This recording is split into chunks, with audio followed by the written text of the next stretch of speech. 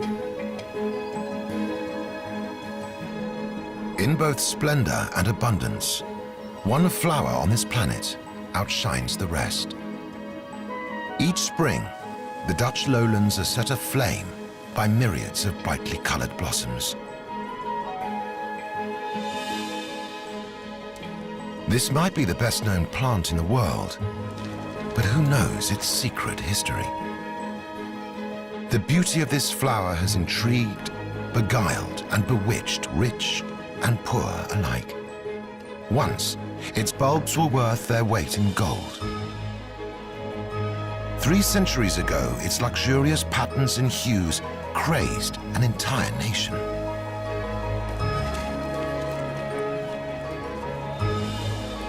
Its bulbs became the object of fantastic financial speculation. Astronomical bets were placed on their rising price. But when the market crashed, thousands of investors tumbled into ruin.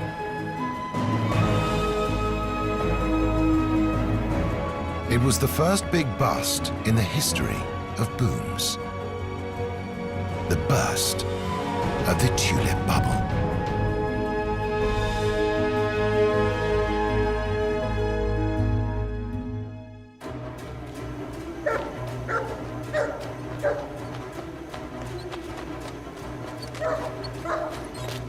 The Netherlands in February 1637.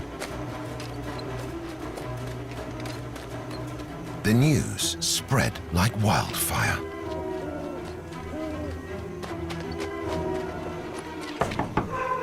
For the first time, a tulip auction had fallen short of expectations. Over months, prices had soared to fantastic levels. But suddenly, tulips were no longer bought. Overnight, treasured contracts turned into trash. Dreams of super profits had not lasted long. The value of a coveted commodity had proven volatile.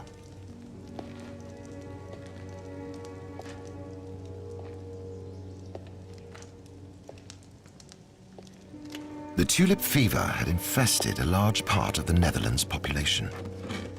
Everyone wanted to profit from the rising demand for these colorful flowers. But now, the party was over.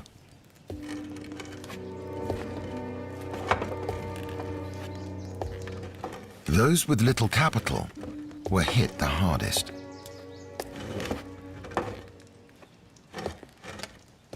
People from all walks of life had been infected by the craze.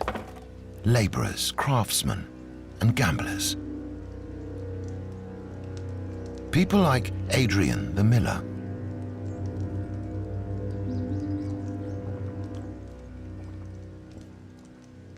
It was crazy, a true mania, a true speculative bubble, because it made no sense that anybody would bet on an ever-increasing price of a flower.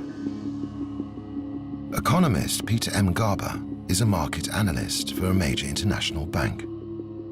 There are obvious parallels between the 17th century tulip fever and developments in today's financial markets. In both situations, people were and are betting unrealistically on rising prices. Why do people stumble into the very same trap over centuries? British historian Mike Dash has been wondering about this question. There is something in the human mind, in the human spirit, which makes us not want to believe the truth about stock market bubbles. Most people participate in a bubble in spite of better knowledge. This was made apparent for the first time by the 17th century tulip mania.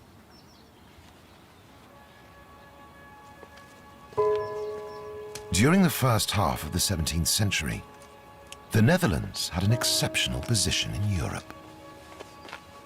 While the rest of the continent was devastated by the 30 Years' War, the Netherlands enjoyed their golden age. It was the era of Dutch painting, of great masters, like Rembrandt, Frans Hals, Rubens, and Vermeer.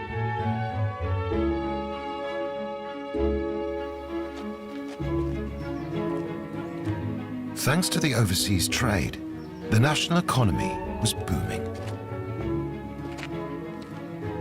The Netherlands were not ruled by a costly royalty. Their autonomous cities and provinces were governed by councils of citizens and gentry. The key to understanding the Netherlands early in the 17th century is that it was a very special sort of country. It was the first country in Europe to develop a modern economy, and it was also the wealthiest country in Europe, and it based that wealth on trade. It was the first country which was able to establish direct trading links in a major way with the Far East. And this is where most of the luxury goods came from in this period. And by taking all of those little slices of profit and keeping them to themselves, Dutch merchants became extraordinarily wealthy.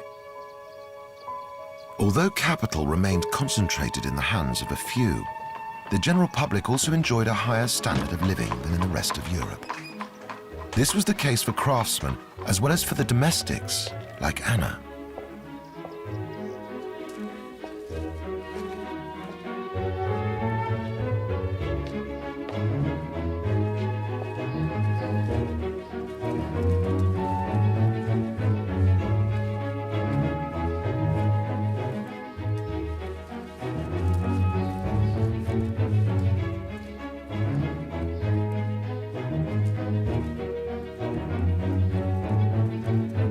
The problem that the Dutch merchants had in this period was that they had gone through the Reformation in the previous century, and Holland was, in fact, in the grip of a rather extreme form of Calvinism. This frowned greatly on any sort of ostentatious displays of wealth. The only thing that these Dutch merchants were really allowed socially to do with their wealth was to display it in the form of, things that glorified God. And this really explains a large part of the Dutch obsession with gardens. A coveted decorative element of Dutch gardens was the tulip, an exotic plant native to Central Asia.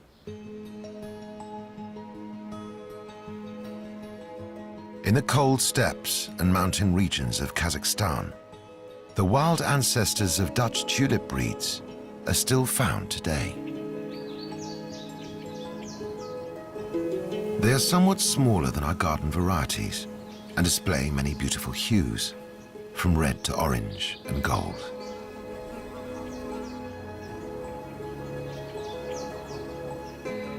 From Central Asia, tulips were first taken to Turkey, where they enjoyed special appreciation as harbingers of spring. In the second half of the 16th century, the first tulips arrived in Europe to adorn the palace grounds of Emperor Rudolf II in Vienna and Prague. From there, botanist Charles de Lecluse brought tulips to the Netherlands.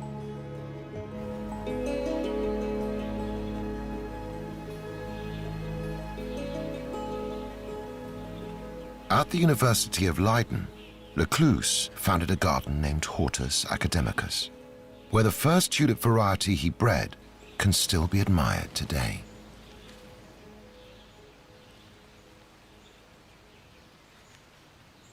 Very soon, this exquisite plant would cast a spell on the entire nation, including Adrian the miller.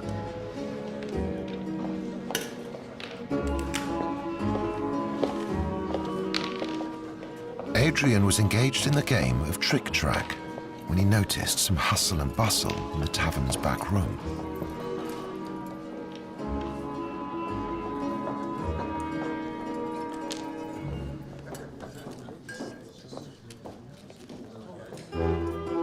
These people seem to be trading something of great value.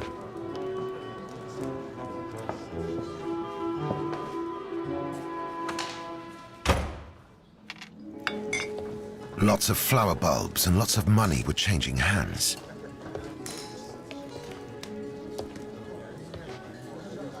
And anyone was welcome to join in.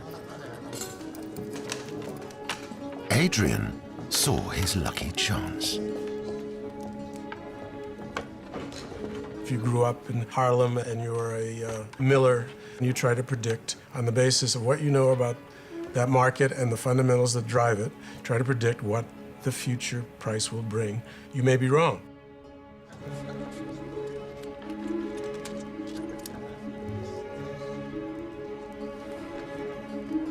Any speculative investment is driven by the desire to make high returns, and the tulip mania was no different from that.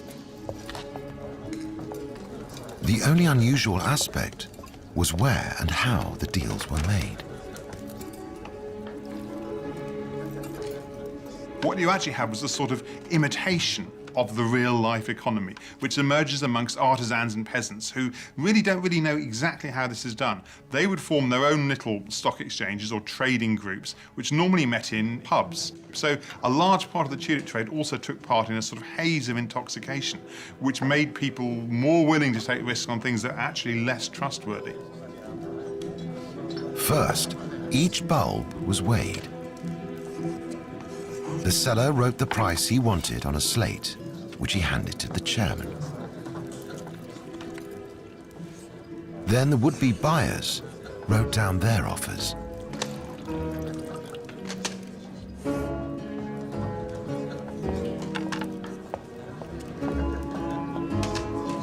The chairman fixed a price somewhere between the seller's expectation and the highest offer.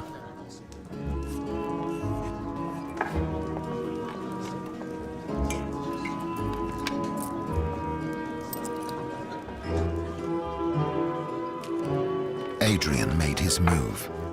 For a tiny brown bulb, he spent his last guilder.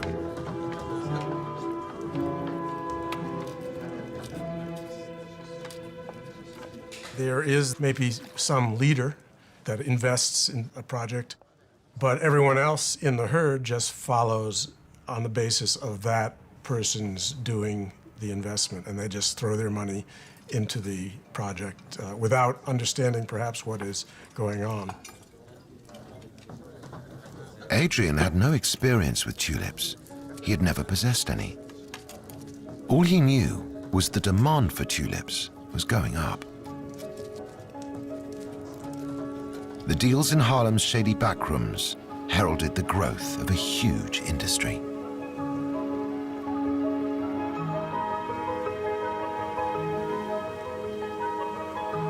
Today, 80% of all the tulips sold worldwide are produced in the Netherlands.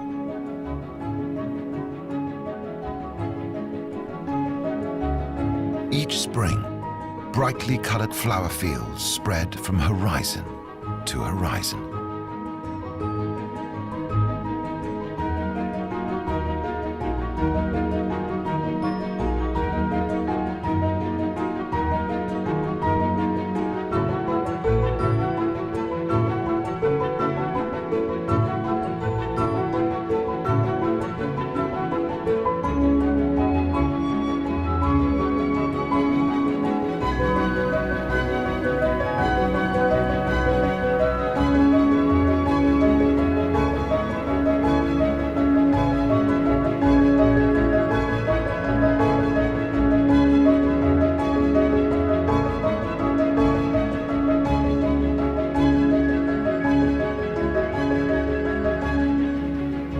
But most of these blossoms will never leave the Netherlands.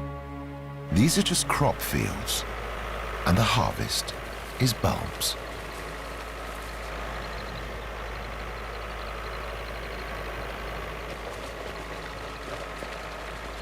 Once the blossoms have withered, the bulbs are unearthed like potatoes, cleaned and sorted.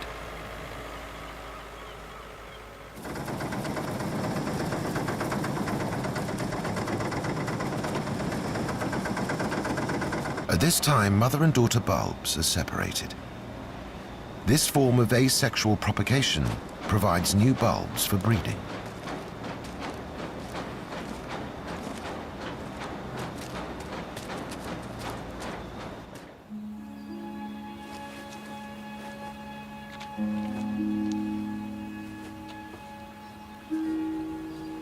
Back in the 1700s, Dutch gardeners also unearthed the bulbs after flowering.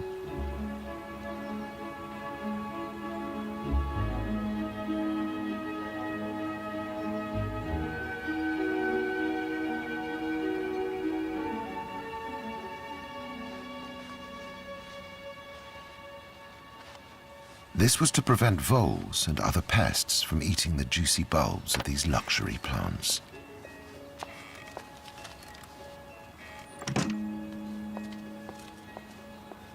But another reason, even back then, was to get the daughter bulbs in order to raise identical flowers of each breed.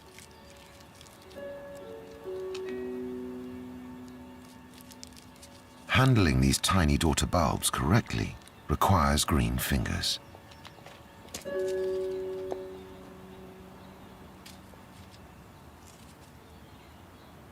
Something had dropped in front of Anna's feet, and no one had noticed.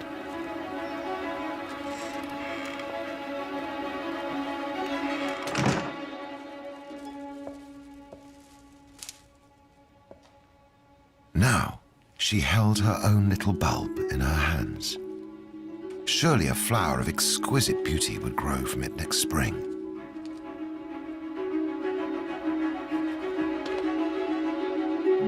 But no one was to know.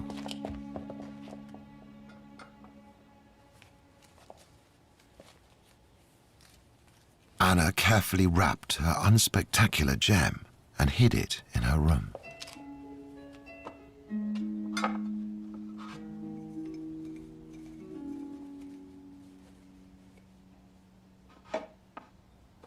Her treasure was to be kept safe and secret.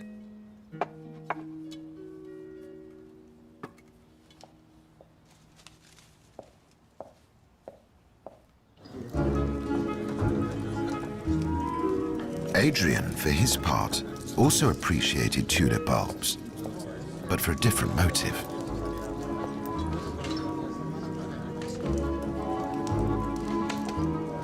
Over the summer, tulip prices had been steadily climbing.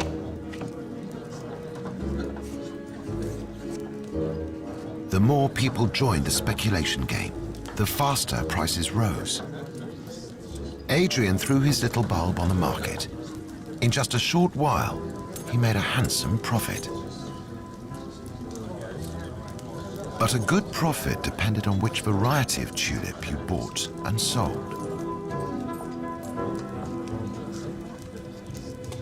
Now, when we look today at tulips, we might think that they were beautiful, but they are not the tulips that the Dutchmen of the 17th century saw. They were even more vivid and colourful, and the value of a tulip was extremely closely tied up to the colours on it. And the finer those colours were, the more highly esteemed the bulb was.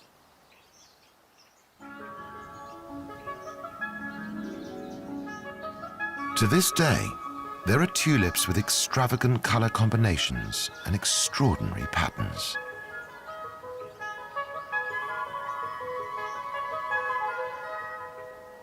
And still, many of the threats to these delicate plants remain.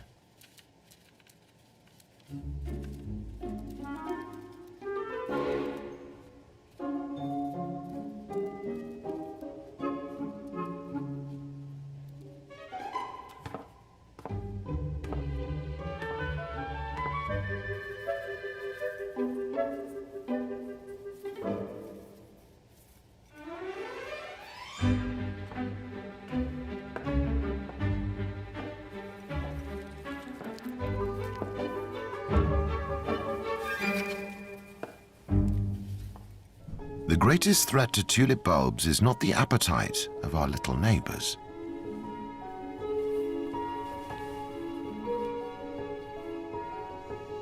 The most insidious enemy is hidden deep inside the very cells of the plant. A virus.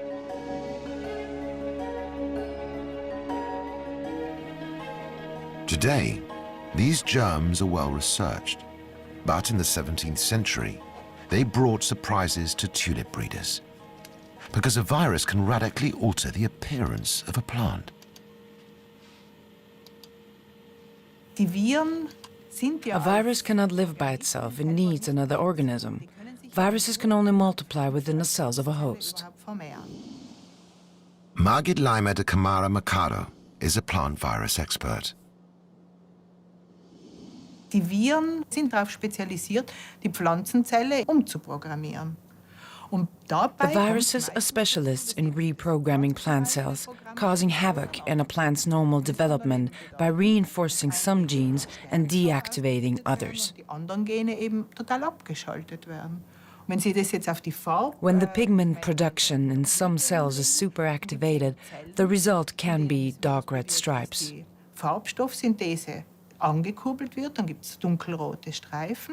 When the pigment production is stifled, a bright white stripe will appear, or dots, creating special patterns. Plant viruses are being spread in various ways. This particular tulip break-in virus is being spread by aphids. An aphid sucking at an infected plant can then infect a healthy one. It's easy to imagine how quickly an entire field can be infected when so many plants are so close together. Eventually, the virus is lethal for the plant.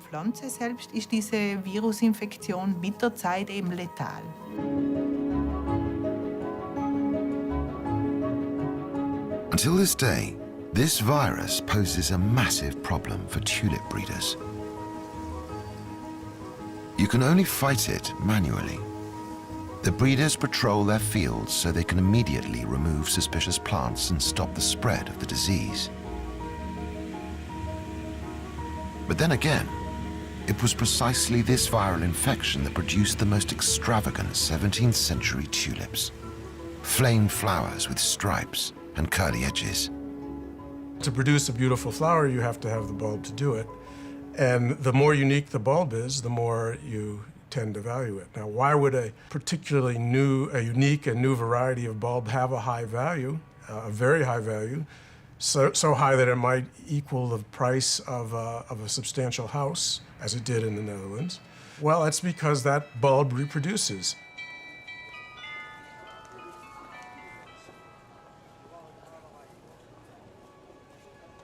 The expectation of increasing a plant's value by 100 or 200% fired the imagination of investors.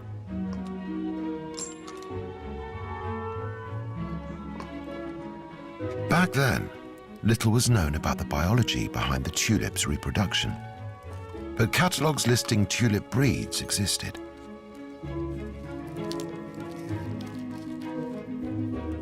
Due to the nature of its bulb, the tulip is an ideal trade commodity. Bulbs can survive without soil for many months. They are also easy to transport, store, and handle. A tulip bulb is a storage organ which enables the plant to survive periods of drought or a long and very cold winter.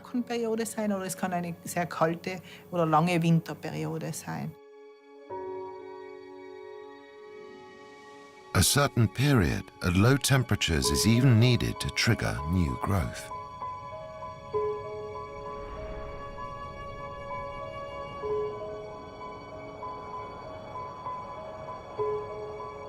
As soon as the spring weather offers the right combination of light, warmth, and moisture, the bulb begins to sprout.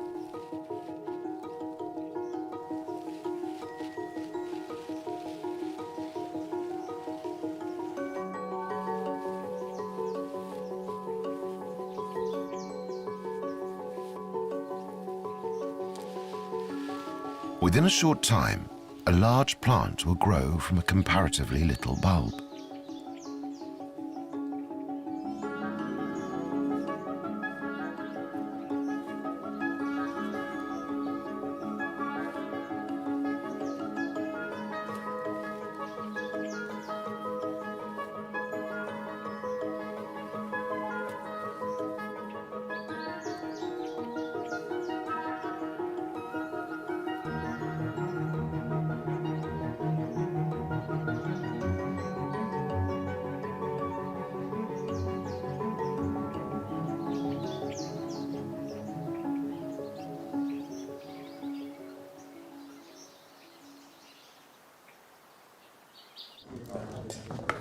During the second half of 1637, tulips with a rare flaming pattern fetched 100 guilders per bulb, the equivalent of 4 fat pigs or 1,000 pounds of cheese.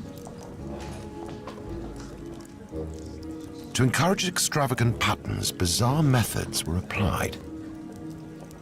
Some even tried to manipulate flower colors by storing bulbs in red wine.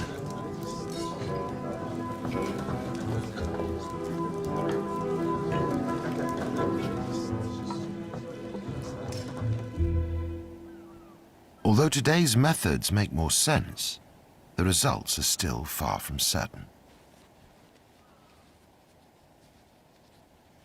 In spite of elaborate computer modeling, breeders cannot always predict what will happen when they crossbreed various tulips.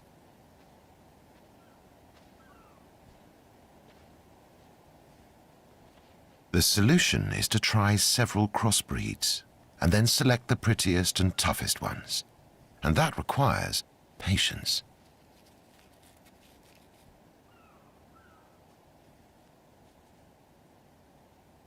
It takes years until a new breed will blossom for the first time. Sometimes an entire decade passes after the first pollination until breeders can really judge the qualities of a new breed.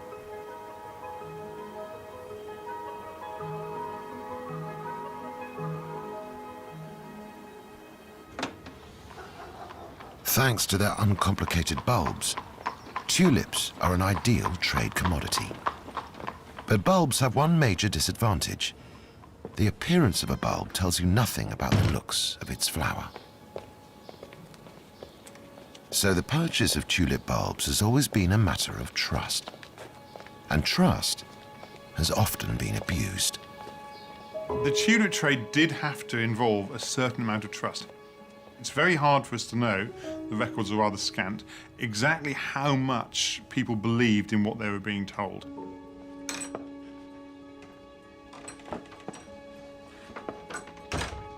Each bulb carries its own secret until next spring, and that turns any business deal into a gamble.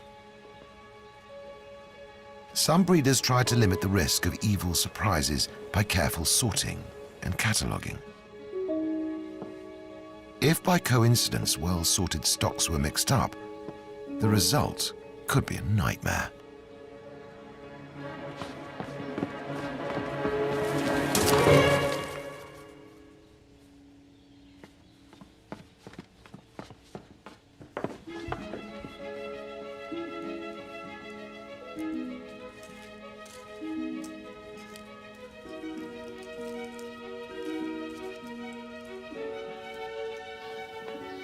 Even with perfect organization, a certain risk remains.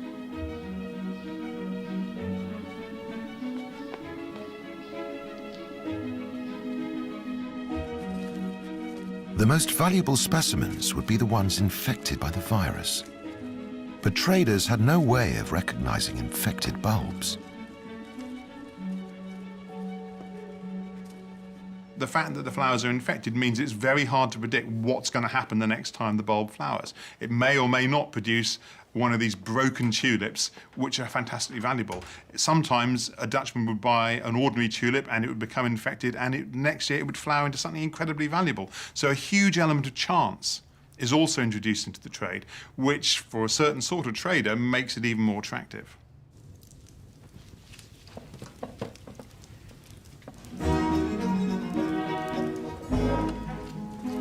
To gain the buyer's confidence, traders used the masterly skills of Dutch painters in a new way.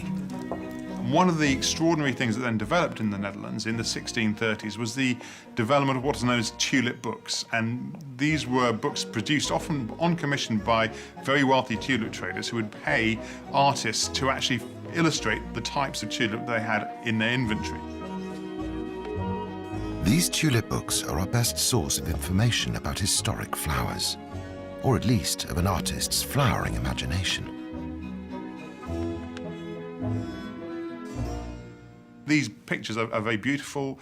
They show tulips of the most exotic fineness, but you're still trusting that the person who's showing you this picture does actually own the bulb, and there's still lots of scope there for all sorts of chicanery and mistrust.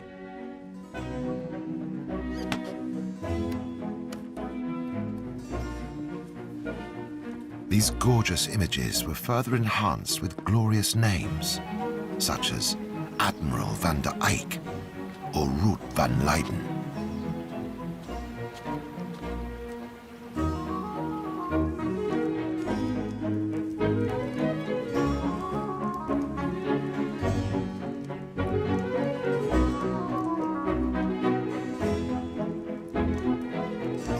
I think it would be fair to suggest that the Tulip books were in effect a form of early advertising, and there was a very definite commercial element to this. The books were undoubtedly used as an advertising medium, sort of as a trade catalogue, effectively, to try to persuade people. Many traders had never seen a live tulip in full bloom. Adrian too was impressed by masterful illustrations.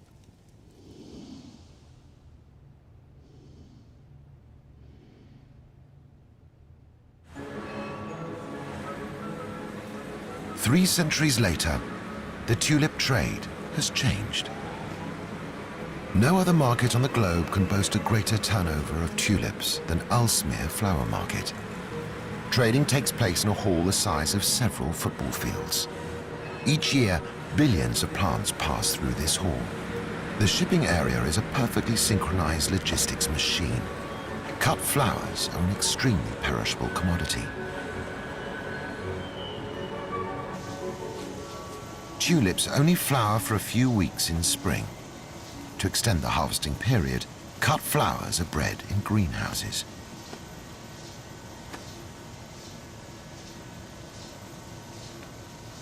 Here, they are brought to flower in successive periods under controlled conditions.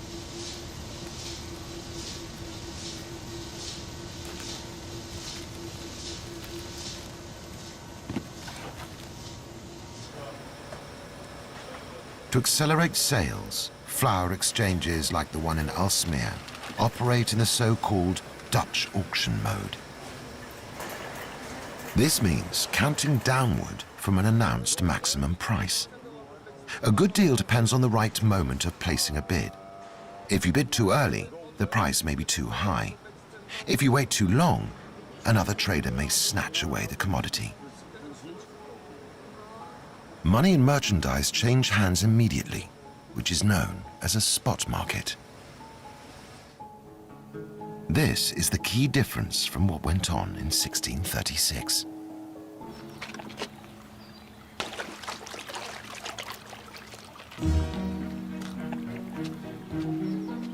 And this is to do with the tulip's growth cycle.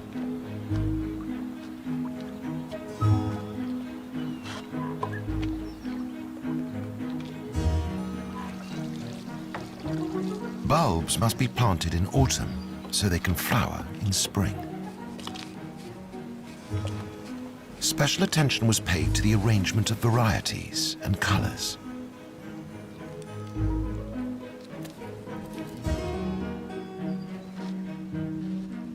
That depended on careful sorting at the time of harvest and on well-organized storage.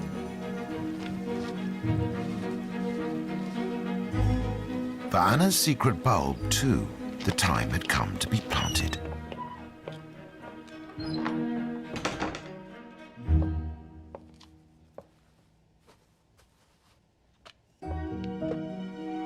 A tulip can also flower in a pot, if conditions emulate those outdoors.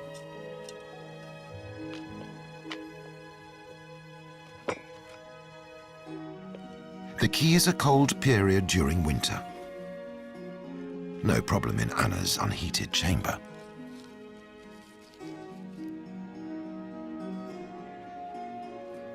The nature of the tulip bulbs is that they flower in the spring, and the flowers last for a week or two, and then the bulbs can be dug up and traded as physical items for a few months. For the winter, they must go back into the ground, otherwise they will die. So any trading of bulbs in the autumn or in the winter, by its very nature, was a forward market. They would be delivered when they came out of the ground in June. In other words, the traders' warehouses were empty in winter. To also make good use of that period, they invented a new method of trading. When you're dealing with people who are attempting to make money by trading bulbs, only being able to make money for a few weeks of the year isn't a very adequate answer. And the natural extension of this was to trade the possession of the bulb. The way in which the Dutch adapted this is quite fascinating, because essentially what they did was to invent what we would now consider to be the futures trade. Prices of the physical bulbs did not move that much. It was the forward markets that moved a lot, and that they diverged dramatically from the value of the spot price.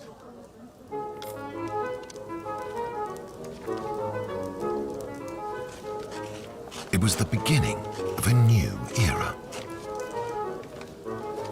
Now it was possible to sell goods you did not yet have. You did not buy actual bulbs. You bought the right to purchase bulbs for a set price at a future time. To give somebody something else, to say you own this bulb which is in this garden, in this town, owned by such and such a person, and if you take him this piece of paper, he will hand over your property to you. In the back rooms of their pubs, with nothing more than pen and paper, the Dutch had invented virtual trading.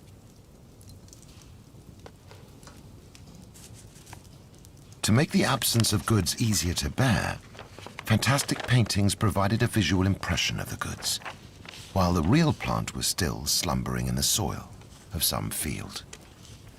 Up until October, these were strictly futures or forward prices. That is, the buyer of that contract took the downside risk as well as the upside gain.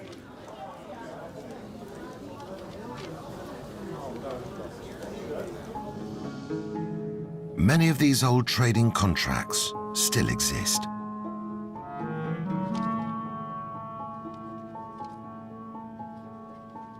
These historical documents tell a story of how quickly the trade with paper contracts became separated from the physical commodities, the actual bulbs.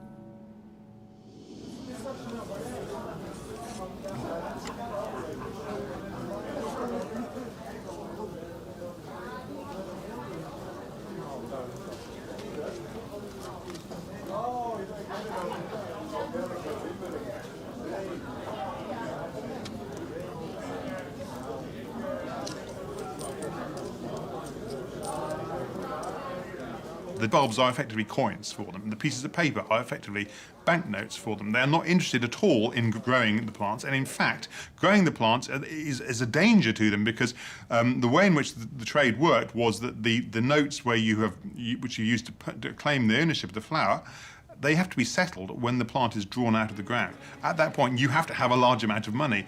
It's far better to buy and sell and have the money in from somebody else, and so the trade becomes increasingly accelerated and frantic.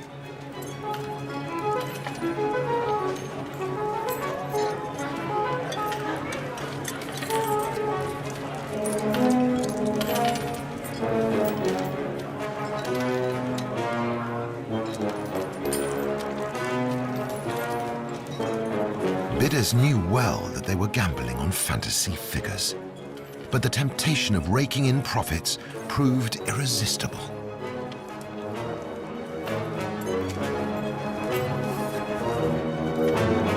It was called the wind handle, which means the blowing in the breeze, essentially, and that conveys a certain amount of the uncertainty. Just the fact there's nothing really there but wind, effectively, that suggests that some Dutch people were aware of what an uncertain trade the futures trade would actually be. In principle, it's the same today. Once prices begin to rise, everyone starts buying.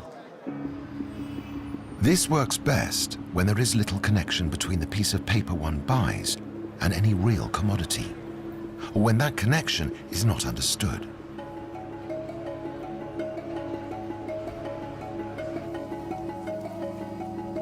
The general speculation craze was also fueled by the fact that access to the market was cheap compared to the prospect of high profits. The people involved are usually very poor. They would mortgage their trade goods, the looms that they had, and use that money to put down payments on tulips. And the way in which they would do it, when the bulbs were in the ground, would be to buy a promissory note from the person who owned it. A weaver who had just mortgaged his loom for 25 guilders would buy 25 guilders worth of tulips, not 2.5 guilders worth of tulips, and save the balance of 90%, knowing he would have to pay that in the future. The prices were rising so high, that seemed to be completely unnecessary. What would happen is you'd invest everything you could in as many bulbs as you could and hope to actually transfer your responsibility to settle the 90% to somebody else before the bulb was lifted. And in that way, you could make more money. That becomes a problem at the very moment when no buyer is willing to pay an even higher price. At that moment, panic selling sets in and prices plummet. There is the objective definition of a bubble, a situation where the prices of an asset rise very rapidly and then collapse. Something similar happened with the US real estate bubble in 2007.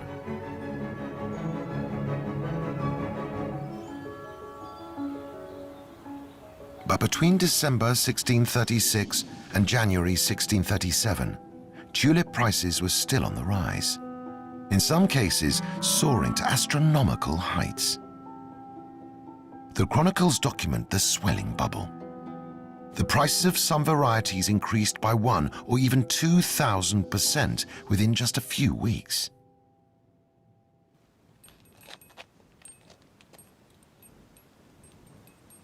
This drove a new sort of demand among thieves. The rich now had to protect their fields with alarm systems.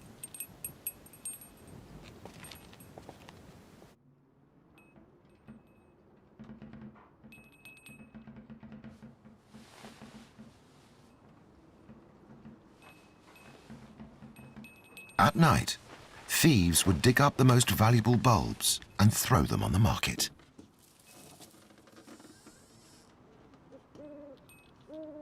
Or they stole the very plants they had just sold on paper.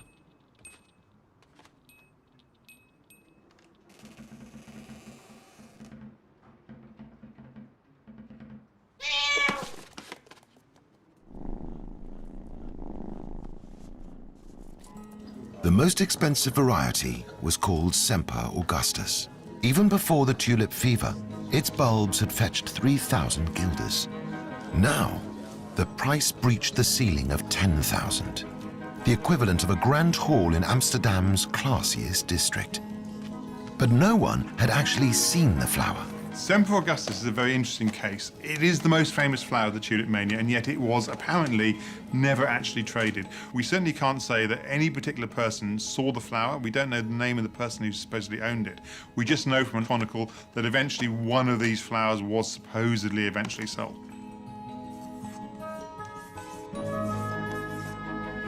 As with other varieties, all that the traders were able to show was an artist's impression of the ever-joyful tulip.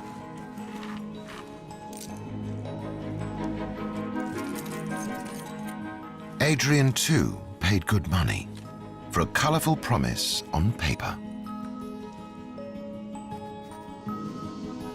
You can turn to a tulip book and see a picture of a Semper Augustus. It is highly, highly unlikely that the person who drew this picture had ever seen this flower.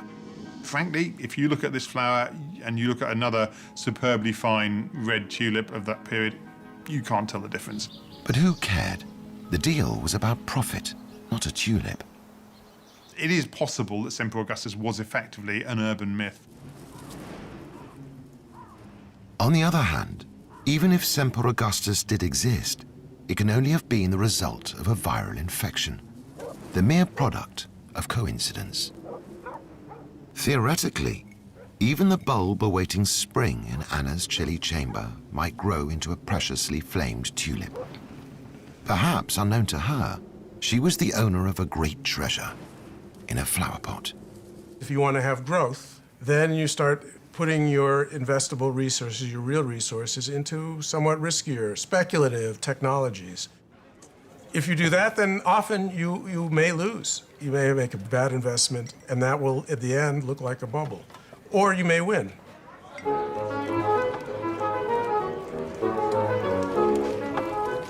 The danger of being caught in possession of some of these promissory notes and not having the capital to meet your 90% commitment became quite a significant concern for people. This caused a sort of flaring up in the amount of trades. We know from some of the records of the period that bulbs could be bought and sold as many as 10 times in a day in one of these tavern colleges, as they were called. And people were obviously trying to shift the liabilities onto somebody else, and this accounts for much of the frenzy of the tulip mania. Some investors, including Adrian, now took the speculation game a step further. If a crash occurred, how could they profit from that?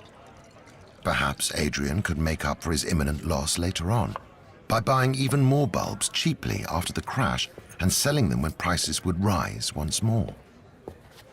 But most buyers clung to the hope that prices would just continue to rise and eventually balance the debt they had incurred when buying with money they did not have. They knew that they could not afford to exit now, even if they wanted to. As long as all the others would not exit, everything would be fine. I thought that the tulip speculation in the taverns was just a drinking game that reflected demoralization of the society and was not serious. It was done between people who had very little wealth, and therefore, they were making very large bets with each other with no prospect of collecting on the bets. Modern brokers still face the same key question as the 17th century tulip traders. Precisely when do you exit? It's an extremely fine line between maximum profits and catastrophic losses. The watershed is the moment when prices peak and just before the market nosedives into a selling frenzy, a moment that's extremely hard to anticipate. The speculation, when it reached its peak in fall and winter of 1636-1637, was purely a betting market and not an actual real investment market. The burst of the bubble took investors by surprise. In early February 1637, an auction for tulip bulbs took place in a tavern. And for the first time, nobody bid on one of the lots. The auctioneer tried to lower the price and auctioned them again, and for a second time, nobody bid on the flower. This is unprecedented, but the implications were very clear to the people in that tavern. They realized that something very bad was happening, that demand for tulips had suddenly been cut off. In a moment, thousands of dreams were shattered. People were stunned and horrified, tumbling between sudden realization, denial, and disbelief. The moment of truth had hit like a bolt of lightning. They rushed out of the tavern to tell their friends, sell, and the panic spread throughout Harlem. So within a day in Harlem, the value of tulips dropped pretty much to nothing.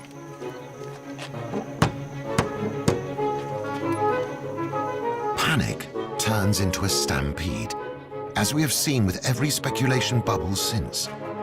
Accelerated by modern means of communication, a bursting bubble can turn into a maelstrom, which sucks in personal fortunes, banks, industries, currencies, and national economies, tearing at the social fabric of our civilization.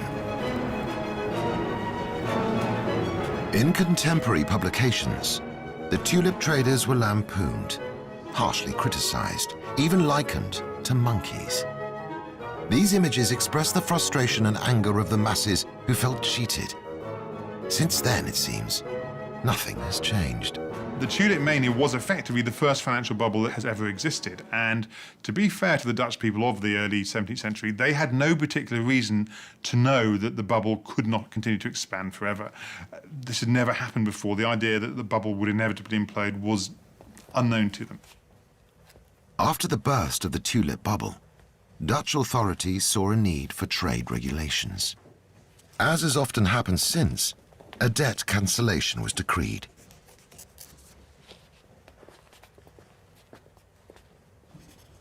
After small investors have been fleeced, leaving them feeling desperate and frustrated, the authorities may have feared a revolution.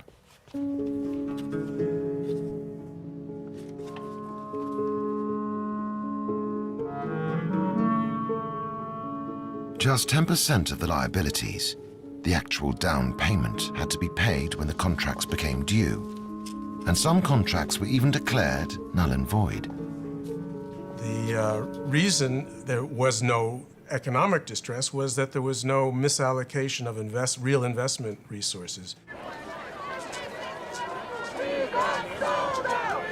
Today, financial speculation is deeply rooted in general society.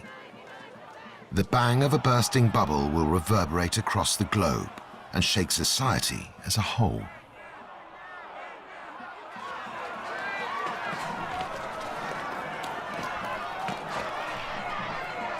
We still see examples of exactly these sorts of bubbles building up and existing in our society today.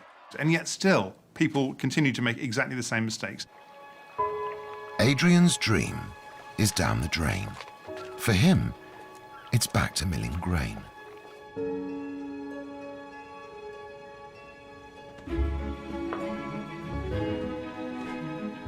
On Anna's windowsill, an extravagantly flamed tulip greets the sun. A few weeks earlier, Semper Augustus would have made her a rich lady.